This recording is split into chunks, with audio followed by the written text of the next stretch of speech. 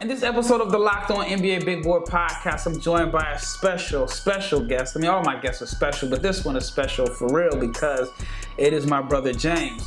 And we are going to discuss the 3 top high school prospects in the country, 3 guys that NBA scouts have been drooling over. And we're going to discuss and share our thoughts on which one is the best between Cooper Flagg, Dybantsa, and Cameron Boozer. Stay tuned to find out our thoughts on the 3 prospects that many believe are the best prospects in the world outside of the NBA. Stay tuned.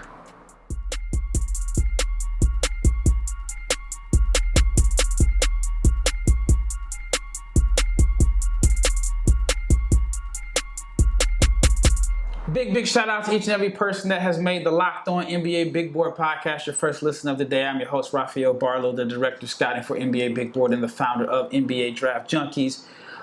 Big thank you. Again, thank you for everybody that listens, whether you're listening on the way to work, in the car, at work, in the gym, whatever. I appreciate each and every listen. If you're not subscribed, please subscribe, like, share the content, and that's the best way that we can grow the channel. Basketball season starts this week. The NBA kicks off with the preseason game between the Dallas Mavericks and the Minnesota Timberwolves. It feels like it's been forever.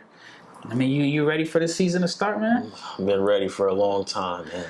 Yeah, we've had a little bit of basketball with the World Cup, and there was some debate in that. And then, of course, we had basketball in the summer because basketball doesn't really stop. And one of the biggest topics this summer was the top high school players, the top prep players in the country. One with Cooper Flagg being the media darling, and then you have Cameron and his brother Caden Boozer, who are pretty well known just because, I mean, their game speaks for themselves, but they have a dad that is a former NBA player that people know. But then there's Dybantsa, and I've had a chance to watch AJ play, and I think he is phenomenal. But we're going to talk about Cooper Flagg first. What are your thoughts on Cooper Flagg? You see Cooper Flagg, he's a social media sensation, but, digging into the film from the Nike 16U, he's got a lot of game, and I really, really like what he brings to the table as far as a 4-man in the NBA here in a couple years. So what do you think his greatest attribute is? His motor, I believe, is his greatest attribute. His second jump. Say that again? Quick. Yeah, he's got a quick second jump. He's flying the block shots. Intensity. I know he went viral. He always goes viral, but he went viral for somebody. The cameraman caught him talking. I think it was after a block shot, and he just had that energy.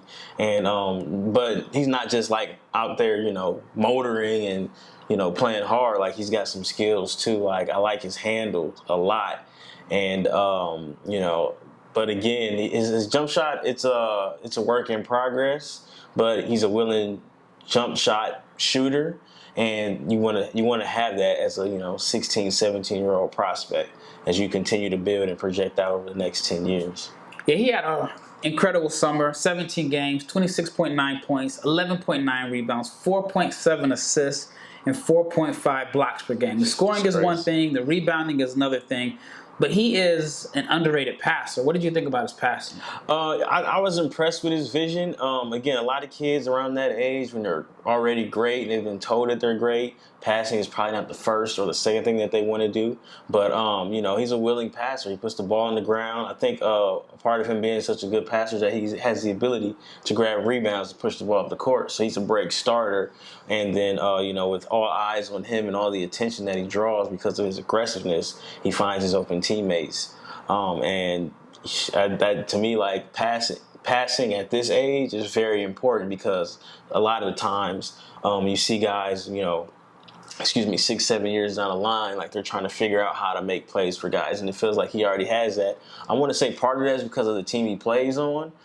He's not surrounded by a bunch of talent He's playing with Maine United. I didn't know guys played basketball in Maine like that. No disrespect to Nick Kaner Medley or anybody, but he's carrying guys out there, and it forces him to be like a superstar, especially in the age where we are today, where you got guys flying across the country to play AAU basketball with each other. So he's doing it with his homeboys, and I respect that, and it's making him better. Any concerns about him playing 16U? I know, like, I went to the EYBL when it's here in Dallas, and they were playing in the satellite gym at the SWAC, and then they played some games at Drive Nation where the 16U were. Mm-hmm. And you can see there's a huge difference physically between him and the guys playing 16U. Like, I saw one game where he played against Bryce James. Mm-hmm. Bryce looks like he's in this, a 15, 16-year-old, while Cooper looks like a man amongst boys. Right. And I always tell people, I don't know how true this is, but my theory is he's from Maine. He goes to school in Florida, and him playing for Maine United allows him to play with his people. Because he's away from them during the school year. Mm-hmm. He's on a team with his brother. His mom is an assistant coach there. And obviously, Maine United is on the EYBL circuit because of Cooper Flagg. There are some people that feel like he should be playing 17U because there's a huge difference between 16U and 17U. But then Cameron Boozer also played 16U. Right. But I'm going to just give the audience some numbers. Now, it has been reported, and I did an episode on that, Cooper Flagg has reclassified. So he has reclassified into the high school class of 2024, which means he'll be eligible for the 2025 NBA draft. And he barely made it because he has a December 2006 birthday. Man, it's crazy. Now, we talk about 2006. Guys born in 2006 as NBA prospects.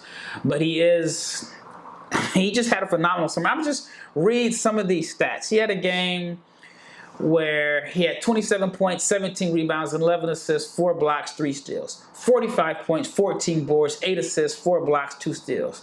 12 points, but he made up for it with 17 rebounds, 8 assists, 12 blocks, 25 points, 12 rebounds, 7 assists, 3 blocks, 2 steals.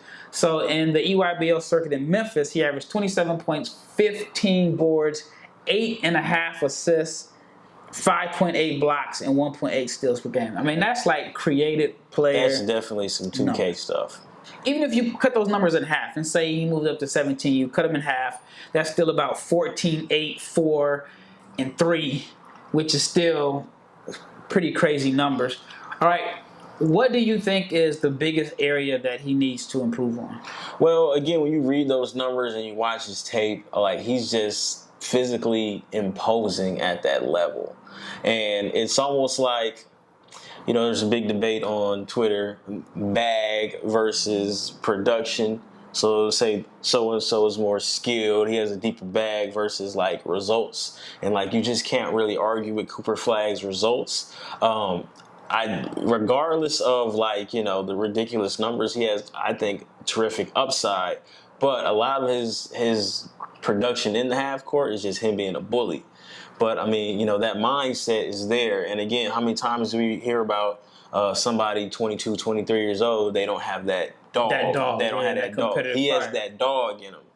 So that's clearly not an issue. I think in the half court, he can kind of get out of control. They use him a lot as a ball handler in the half court, not so much as a roller. Probably because he's the best player in the team, and you have to put him in position to make plays. In football, the best player is the quarterback. Yeah, he's the quarterback. Yeah. So, or youth football, I should say. You just put your best athlete at quarterback and let him, even if he can't throw, you just let him make plays, and that's kind of like what I see how Maine United is using. Yeah. So like in the half court, he's a bully, and a lot of these, those rebound numbers, I love to break it down and see how many of those how many of those total rebounds were his own offensive rebounds that he grabbed. So again, he's in there, he's in the trenches. I didn't see like a go-to move per se. He doesn't have a bag. Yeah. He doesn't have a bag. He doesn't have a bag in the half court, but that's perfectly fine to me because like that motor is great. And I did see there was a play, I forget against who it was, where he hit somebody with a behind the back and he yanked him and he created, like, you can see the talent to do it. It's just it wasn't asked of him on that team because he needed to handle the ball so much and play with the defense, all 5 defenders look at him at the top of the key. But I mean, so again, he's 16 now. At 26, you want to see more skill work. Obviously, I mean, these kids are kids. But, like, at this age, it was a lot of bullying. And while he is a great playmaker, there was a lot of turnovers in there, too. Yeah. Because, again, his head is down, and he's just trying to, get to the rim. He looked like Giannis at that level, man. I don't know if we're doing the comparisons yet, but he looked a lot like Giannis. Just, forget a bag. I'm bigger than you. I'm stronger than you. I'm tougher than you. I'm more athletic than you. I play harder than you. And I'm going to be great, and you just got to stop me. I want to talk to you about Ibotta. It's football season, so that means pizza, wings, and maybe even some buffalo chicken dip. Whatever you prefer at your tailgate, go all out and get cash back on every purchase with Ibotta. The weather is getting cooler, which also means it's time to stock your closet with winter clothes. And with Ibotta, you can get cash back on winter coats, hats, gloves, scarves, more for the whole family. And also, the holidays are coming up, which means you may have a long list of gifts that you need to buy. Don't just spend money on everyone else without getting anything in return. Use Ibotta and you can get cash back. So download the Ibotta app right now, and use the code LOCKED, LOCKED, to start earning real cash back. Just go to the App Store or Google Play Store and download the free Ibotta app and use the code LOCKED. That is IBOTTA in the Google Play or App Store. And it is a must because the average Ibotta user earns $100 per year. That could cover the cost of an entire shopping trip, maybe. And I don't know, shopping's getting crazy. But you can use your cash back to buy, whether it's a flight you're looking for, the game you want to go to. And other apps, they give you points that don't amount to much, but with Ibotta, you get real cash back, and that cash you can cash out into your bank account. So again, check it out, Ibotta in the Google Play or App Store, and use the promo code LOCKED. All right, once again, thank each and every person for making the Locked On NBA Big Board podcast your first listen of the day. I'm here with my brother, James. All right, based off of your notes, what are some of his weaknesses? Again, because of how they use them, his shot selection can be questioned. There's a lot of long jump shots. I don't know if it's to the point where he's trying to prove that he can shoot, because, again, that's probably his biggest knock right now at this age. So can he shoot? So he was shooting 4 feet, 5 feet behind the three-point line. He didn't shoot particularly well from the three-point line, but, again, I don't expect him to be a high 30s guy anytime soon, or even at his peak, which is fine. But he shot the ball well from the free throw line, so there's shooting potential there. But his shot selection, decision making in the half court needs to be fixed. I don't know how deep into the scouting other teams got with him, but everything he does in the half court, he's going left, and he didn't have anything going right. If it was going right, he was spinning back left, which is crazy because he plays like a left-handed basketball player. But starting to see a lot more of that now. I feel like there's a lot of kids that when they're developing, the trainer, whoever's like, you got to work on your left hand, you got to work on your left hand. Then they become righties who can't go right because they just work on their left hand all the time. And it's not even like, again, Jermaine O'Neal, he played at his peak like left-handed. And it was a lot of like stuff. I'm not left-handed, so it was a lot of right shoulder work. Yeah. But like, if Cooper Flagg gets ahead of steam, he's going left every single time. And I just think, he'll have success. Actually, it'll be interesting to see how successful he is when that physical advantage isn't the same. He's always gonna have. He's an athlete. Let's not kid ourselves. But let's see more skills in particular in the half court. But again, if he can grab the ball and rebound off the glass and push it up the court, there's only so much you can do with his athleticism, his motor, and his ball handling ability. So I like him a lot. Yeah, my concerns were the shooting consistency, which I think can be fixed. I think he needs to tighten his handle. It's fine now. He just maybe needs to tighten it up a little bit.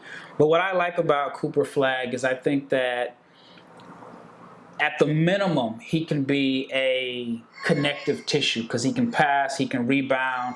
He's not a guy that, if he's not a superstar and he's not the focal point of the offense, that you're worried, how can he contribute? He can contribute in so many different ways. Great rebounder, quick second jump, like you said. I think there is upside as a shot creator. He's a transition playmaker, which means he can turn a rebound into his own personal fast break, or he can make plays for others. He can score off action plays. He can just get the energy and garbage buckets. So I think if you surround him with superstars, he's going to be fine. He showed that at the under 18s last year when he was like 15 years old and he was, one of the better players. But the defense, he's the best defensive player that I've seen on the high school level. I mean, he changes games with intimidation, but that motor is real, man. Teams are running from him. Yeah, that motor is real. Like, he's flying, trying to block shots. He's cleaning the glass. Like, it is intimidating. And, good luck dealing with him in about 5-6 years. That boy is tough. And real quick, though, like, I just want to see him when he gets to play, like, pure power forward in the sense where he's a role man and he gets a running start and he gets to really make plays, like, because he can hit guys in the corner because he already has, like, the mindset to make plays. Yep. Or like you get to see that athleticism where it's just him and help side defense. Like, I think that's going to be great for him, and that'll clean up because he shot like only 50% in EYBL. I know that sounds crazy, but he shot 50% in EYBL. So like when he doesn't have to like do everything, with like a point guard. His efficiency I think will go up a lot. All right, what do you think his next step should be? College, Ignite, Australia? Me personally, I'm an Ignite fan, more so college, because again, I feel like, college basketball isn't. You're not going to class, and it's different than it was, 20 years ago. But like, you're playing against other pros. You're already getting used to the defensive schemes that the NBA. You'll see guys who are, getting sent down from the NBA. So you're just seeing all professionals. I'm not speaking towards the money because the money's good in college now too. He'd get probably more money in college. Oh, he goes to like Duke or UK. I mean, wherever he goes, he's going to be like. I don't think money. Obviously, money's not going to be an issue for him because he'll command whatever he wants. But as far as like, I just think his overall development, I think the Ignite would probably be the best bet. Just because college basketball is you can play clogged up paint, you know what I'm saying? Whether he goes to Duke or UConn, I think UConn, they still kind of run a pro system, but if he decides to go elsewhere, like you might catch a college system, a lot of posting up from him, which is not realistically what he's going to be doing at the next level, at least not early on. So I personally feel like the Ignite team is best for your long-term development, especially for like a big, because again, you understand that those guys, Coach Hart, what's my man's name, Pooh Jeter, like they're gonna. Pooh gone. We went to he's with Portland. That's right too. Sorry, Pooh. It's Pargo now. Jeremy Pargo. Okay, so think about it. You got point guards who are gonna teach you, how to. They're gonna teach their point guards how to make plays as a role man. And they're going to look for you. So that's what I noticed with the Ignite when I went to their game a couple weeks ago. Pargo, who's 34, 35, maybe older than that, maybe like 38 or something like that. He knows that he's not playing for a call-up. He's playing to help those guys. So he, when they had him on the floor with Ethan Almanza, he looked for him every time on the roll. Yeah. So I think Cooper would benefit from that.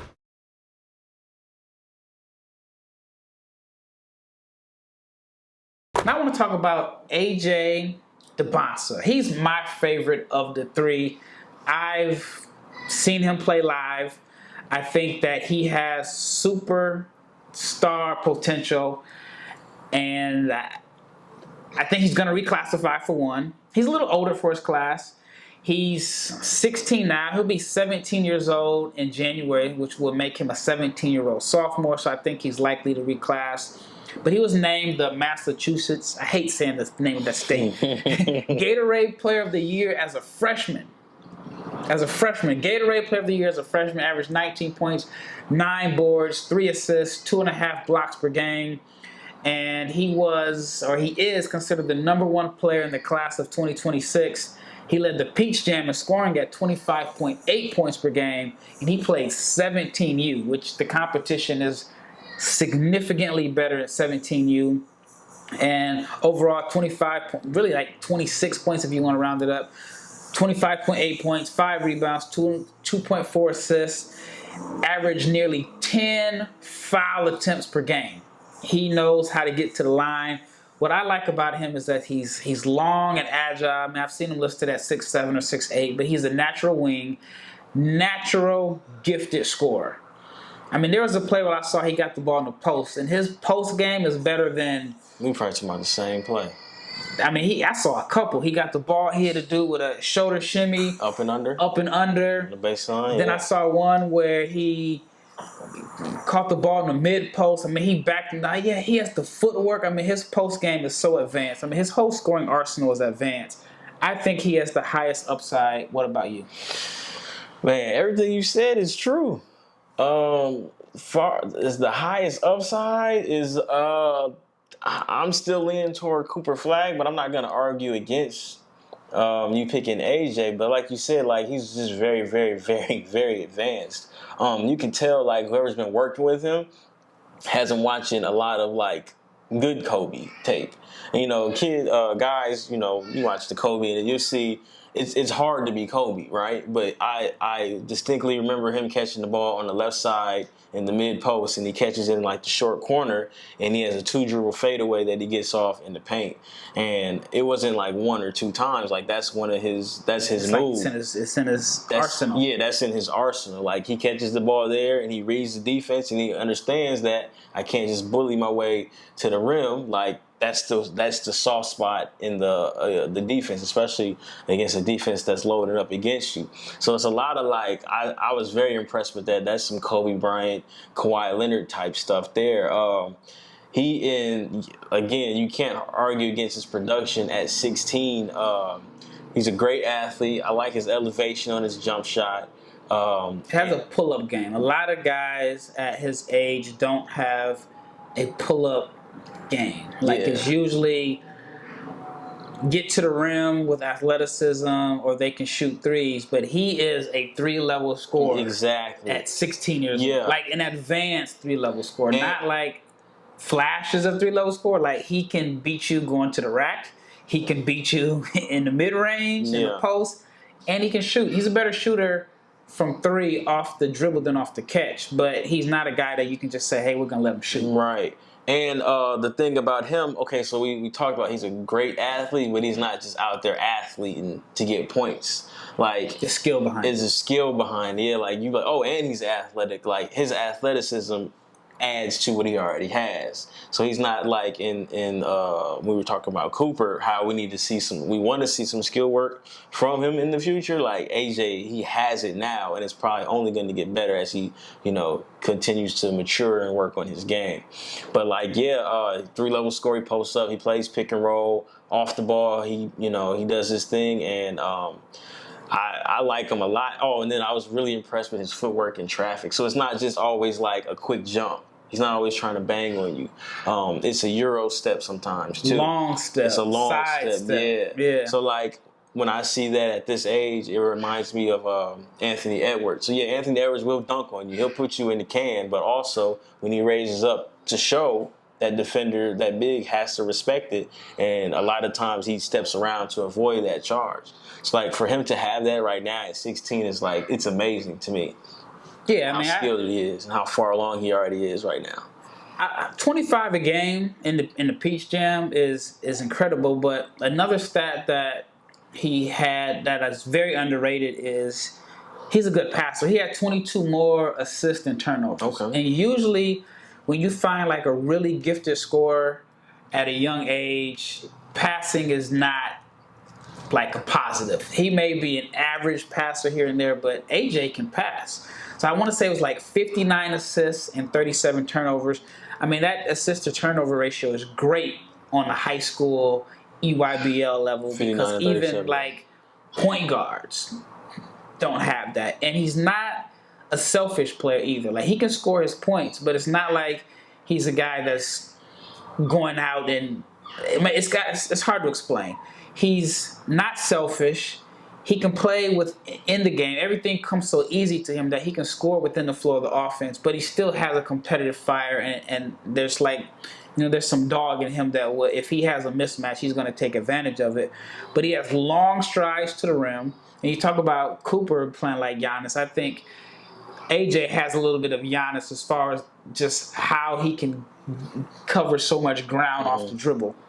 And it's weird to say this. He's more skilled than Giannis as far as like creativity and just more fluid, more so of a natural scorer. And I know that's probably going to somewhat be controversial, but just the game is easy. He has a better feel than a lot of players, and so he can score in different ways. Pull up over defenders. He can attack a closeout. He's aggressive.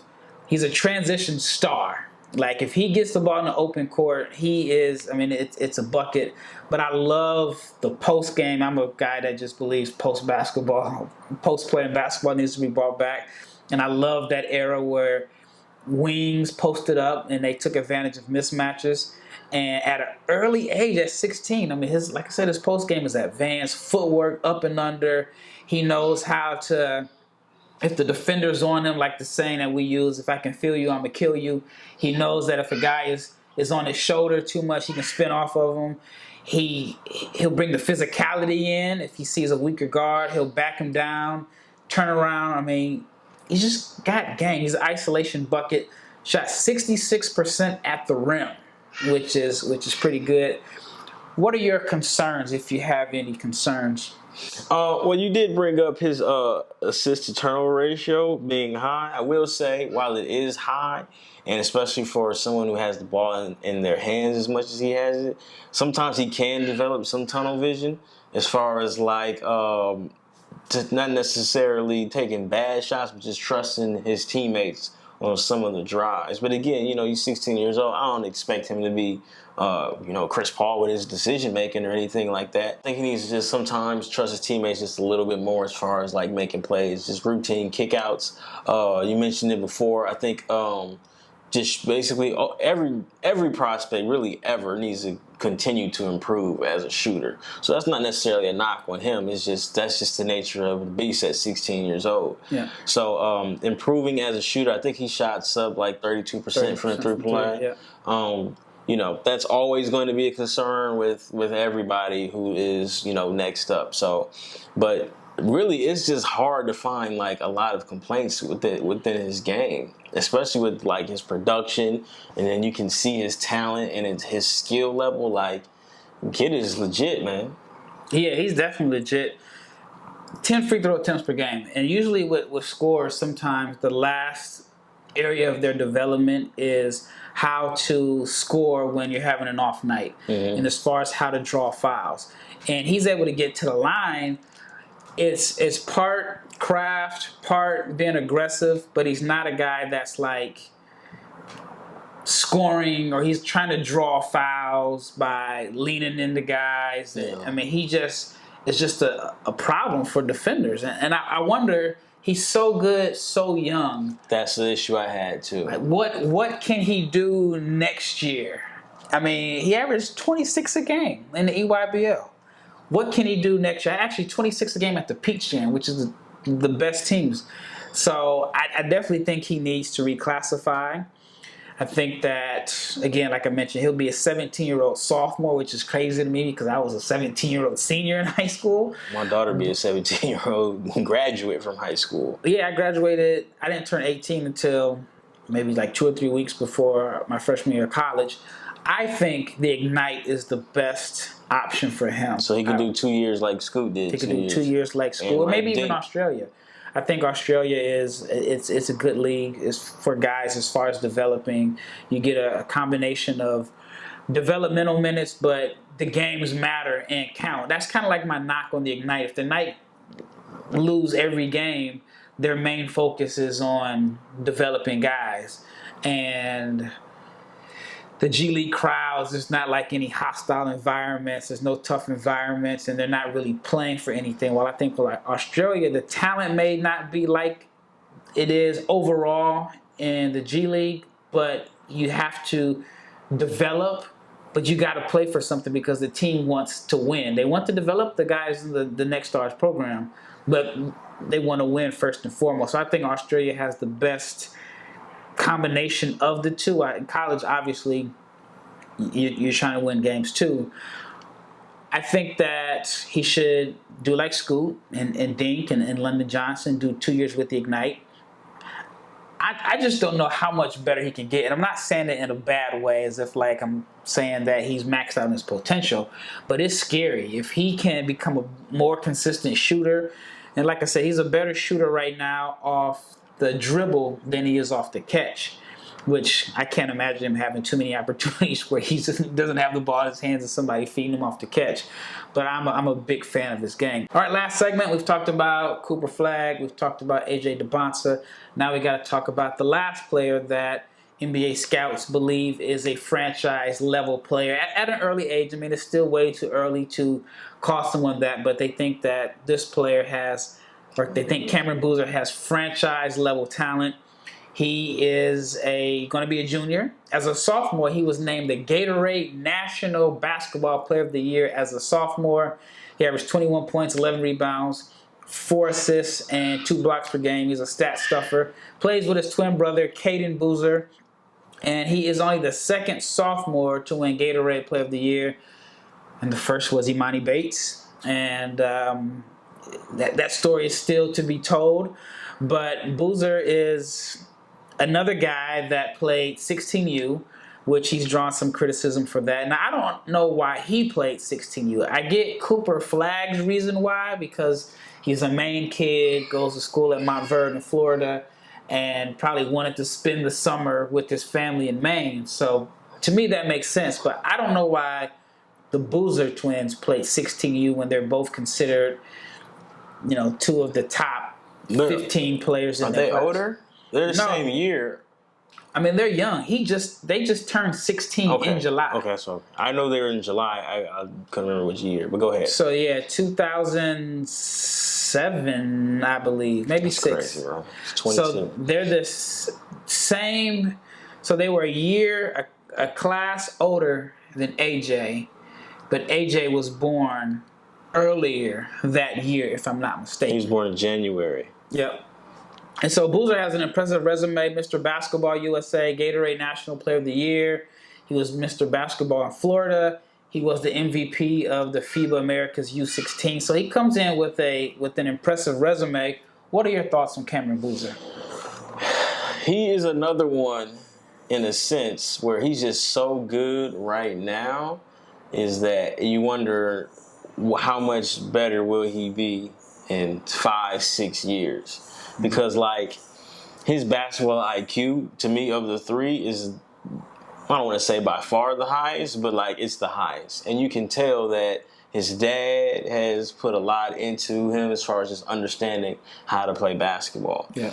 And he's such a different prospect from the other 3. It's crazy because he is an old-school power forward to me. In a sense, even though he can shoot a little bit. He can shoot. Not old school. A little bit, okay, not old school like PJ Brown old school, but I'm thinking Timberwolves Kevin Love old school power forward. We getting old, so old school is relative these days. But he posts up. He catches guards on mismatches and he ducks in and he scores baskets. I think he has a really bright future. Picking, rolling, and picking and popping because his jump shot is beautiful. He shot 62% from the field in that last EYBL, which is, again, that's crazy. And you talked about Cooper Flagg's passing and things, and AJ. I think Boozer is the better passer, the best passer of the 3. So even as a secondary as the roll man, he's hitting guys in the corner. He's making those plays that I would have liked to have seen Cooper Flagg make had he been put in that same situation. So, again, he's setting the screen and he's hitting cutters. You know what I'm saying? He's hitting the guy in the corner. He's hitting guys the dunker spot. And as he gets older, that dunker will be a dunker, actually, not somebody who's shorter than him. So he'll be able to throw lobs. And, again, if you pair him with a point guard, that's why I think that he has an advantage because he has a point guard. who happens to be his twin brother. That's true. Who knows when to find them on backdoor cuts, lobs. Like, their chemistry is undeniable. And I mean, not saying that we like dominated when we played, but there were times where we played pickup.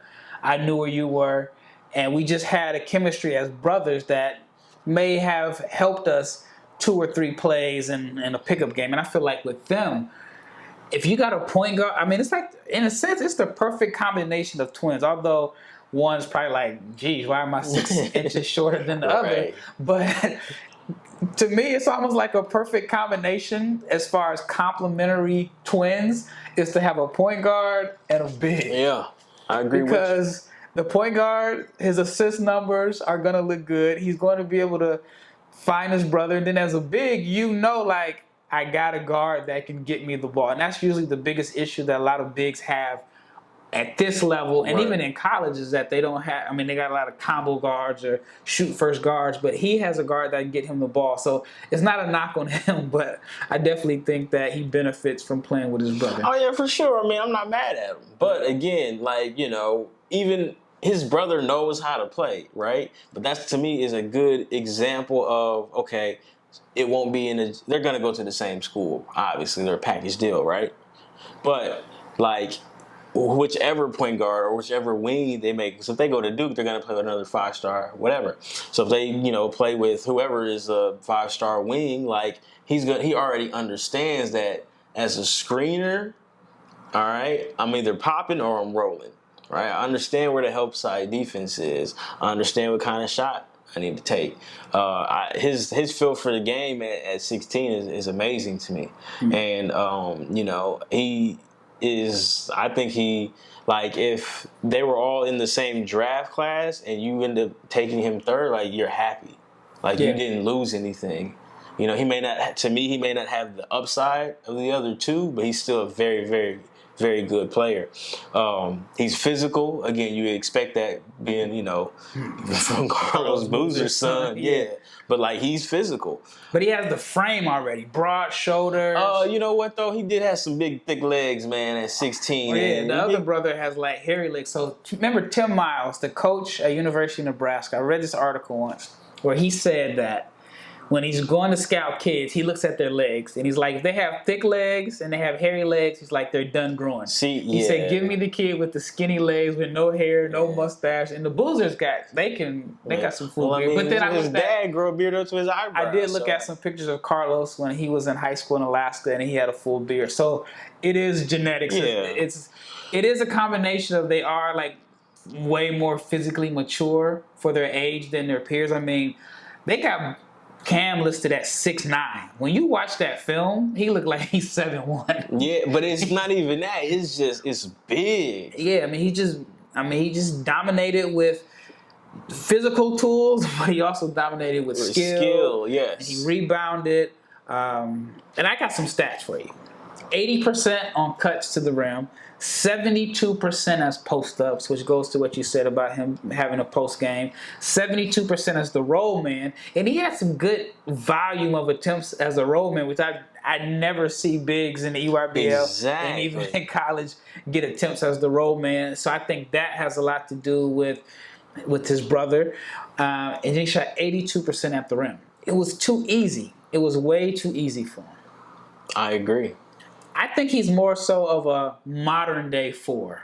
I know you say he's kind of like an old school, but I think he has a modern-day 4 game. Because okay, but hold on. All right, so there's levels to the modern-day 4, since we here, right? You got the fake small forward that plays the 4, right? You got the superstar power forward who plays the 4. You got the I'm too skinny to play the 5 that plays the 4. So where is he?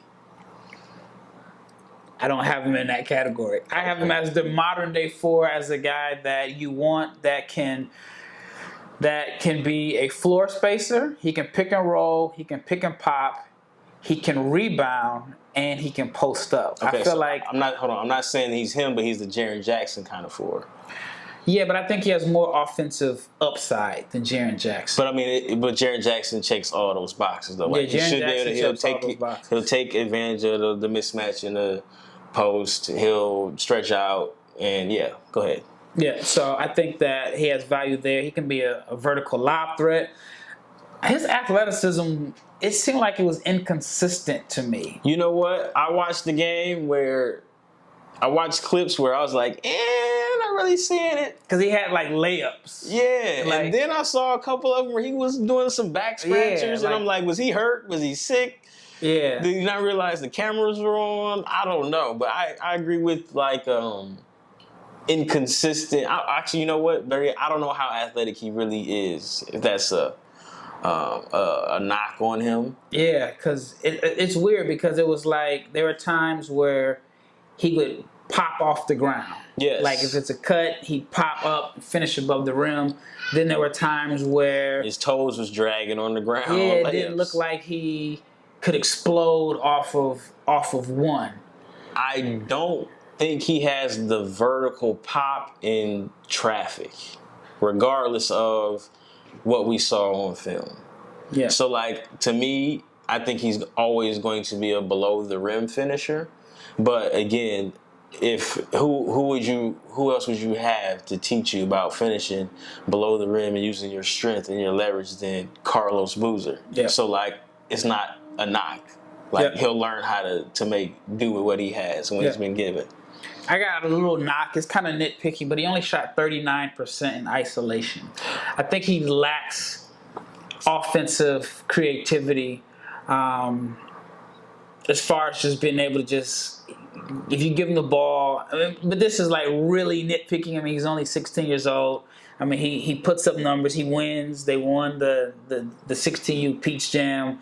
But if I did have a knock, I'd say he can do it, but he's just not really efficient. And maybe it's just because he's got AJ. Right. AJ looks great in isolation, while there are times where Boozer looks like if you take the physicality away from him, what does he do? And then he's not as effective as creating his own shot. Yeah, I agree with you.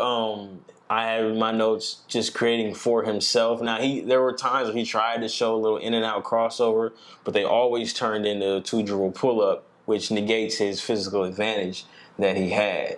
And it looks like him handling the ball is something that he tries to do or it's something that he works on. He just isn't either comfortable or he just doesn't feel like he has to do it right now. Yeah. Another knock that I had, on top of like just creating for himself, as good of a rebounder as he is, it was always, let me find a point guard. And again, maybe that's because he's playing with his brother, and you got the chemistry, and he's smart enough to know that if I hit the outlet guy, I'm always going to get these trail threes. I got a burner, so whatever. Maybe it's not a knock, but I would like to see, because again, you're not always going to play with your brother, or again in 2023. When your four-man can get the rebound off the glass and create the offense, because he's a great passer. Yep. You know what I'm saying? So, like, to me, I feel like he should be, at times, pulling rebounds off the glass and taking it up the court himself, because I think he's the best passer of the three right now. Like, outlet passes, he's got vision. And you can tell he's very unselfish. So, I don't feel like he needs to, initiate. He doesn't need to look for a point guard to initiate offense all the time. So, again, as he grows and matures, maybe he pushes up the court, and if there's nothing there, he turns into a DHO in the corner, and that way he can still get his pop or he can still post up on switches. Rank him. Man. Look, I'm going to say 1A. Then you got to rank him 1, 2, 3. All right. 1, 2, 3. I'm going to go Flagg. I'm going to go Dybantsa, and I'm going to go Boozer. But again, if I had the top 3 picks, I'm cool either way. But I'm going Flagg, Dybantsa, and Boozer. I just think Flagg has he just might have like that KG upside. I would say that if he was 7'1", he's 6'8". So I'm going AJ. Saw you. Is he 6'8" or is he 6'9"? I've seen 6'9". I've seen 6'10". He's young. He's still growing. I haven't seen. He's 6'10". long. I mean, I don't necessarily think you have to be 7'1" to be Kevin Garnett. I'm thinking more so intensity, defense, jack of all trades, power forward. When we get us a good offensive game in the half court where we can create, like, it's gonna be curtains. I'm going AJ. Because at the end of the day, The guy is going to be a bucket. I think the defense can improve. I think he has all the tools. I'm going AJ, Cooper, and then Cam. Well, that wraps up this episode of the Locked On NBA Big Board Podcast. My brother James is in the building, and I thought this was a fun episode. We're going to do a lot more of these. Once again, it's Rafael Barlowe with my brother James, and we are out. Peace.